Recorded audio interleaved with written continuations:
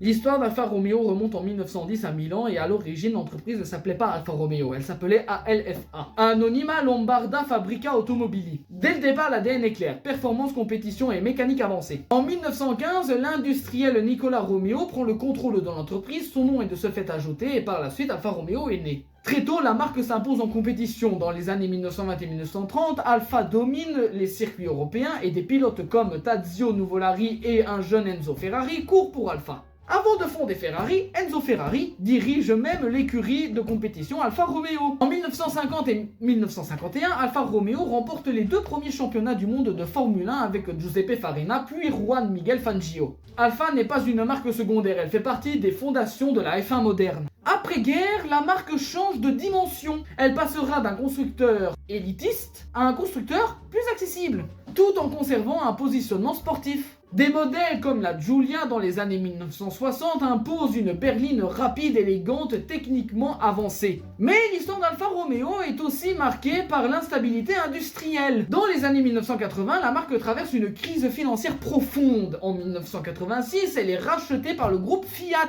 L'indépendance disparaît, mais la survie est assurée. Les années 1900 et 2000 voient un renouveau stylistique. Les Alfa séduisent par leur design et leur caractère moteur, mais la réputation de fiabilité reste fragile. La marque devient plus émotionnelle et plus rationnelle. Dans les années 2010, nouvelle tentative de renaissance avec la Giulia et la Stelvio à propulsion.